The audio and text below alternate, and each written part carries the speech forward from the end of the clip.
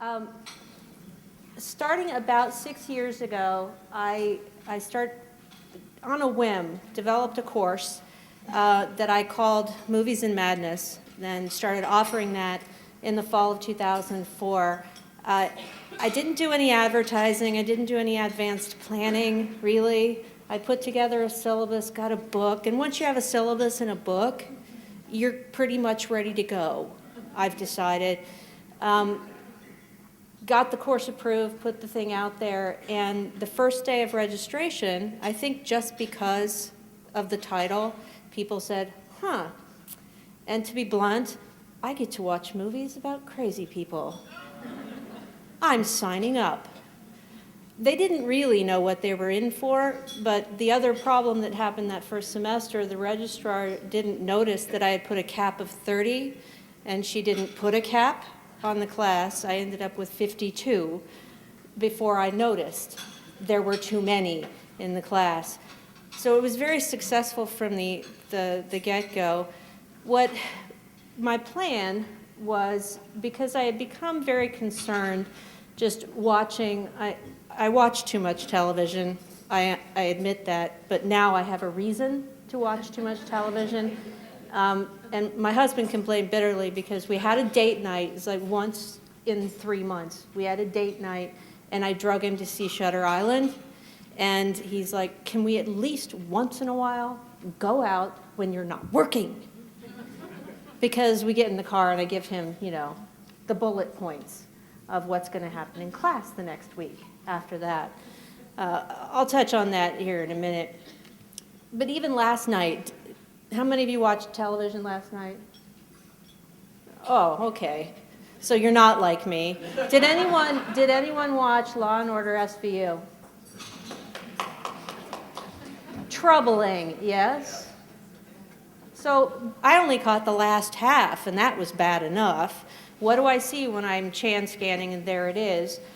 You have a mispresented exhibition of ECT, with the patient not properly sedated, and it's a very cuckoo's nest scene.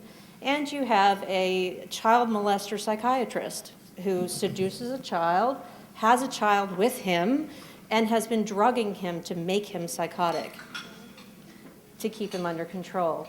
So I think it's current. I think we have issues that we all have to deal with in terms of keeping our eye on the media.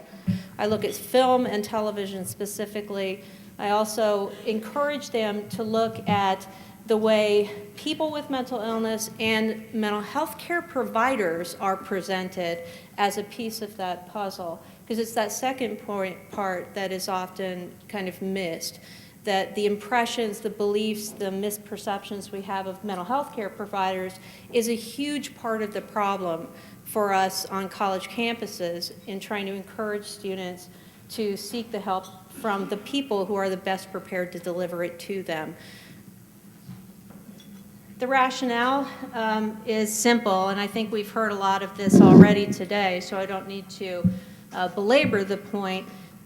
Most people, and the research literature on this is really pretty clear, most people in our culture still learn about mental illness and psychological disorders from the mass media in one form or another. Largely due to television and radio and internet advertising, they know diagnostic labels and drug names, but they really don't understand anything beyond that.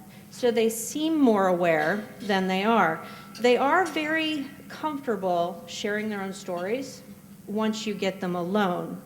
In a classroom, however, getting them to open up about their own experiences is a little trickier, in my experience.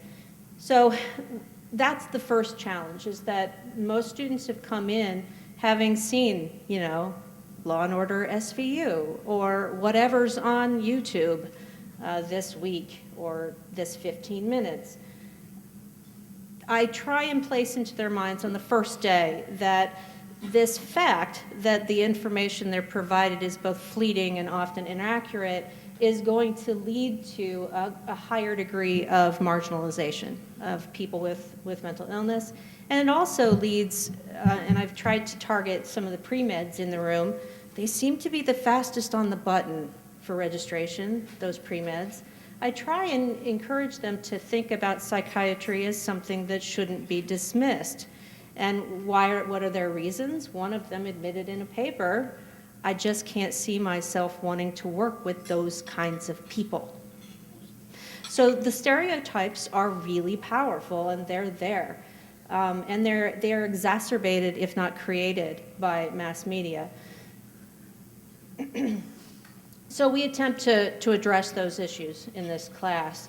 The first thing they have to learn how to do, they have to learn how to critically evaluate what's seen on film and in television. And usually when I start my spiel on the first day, you get a few of the students in the back. And if any of you are college professors, you know the students I'm talking about. They go like this. And what they're saying inside their heads is, you are not going to tell me what to watch.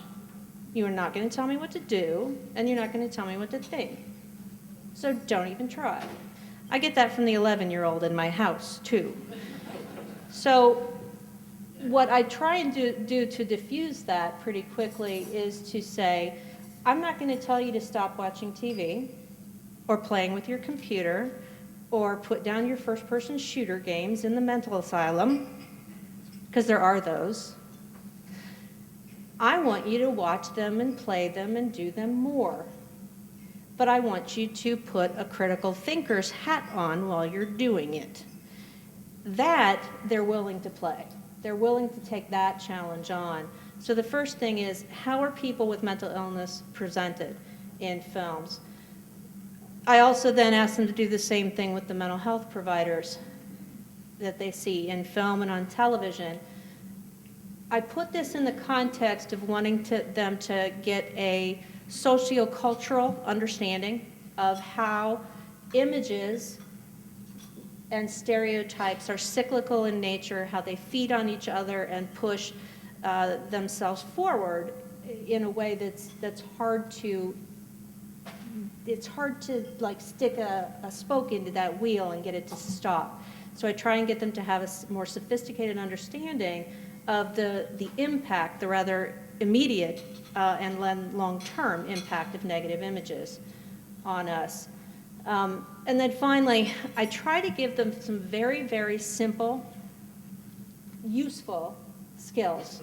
On the first day of class, I have a stack of just DSM labels on a little card, and I randomly pass them out because you don't get to decide what diagnosis you get.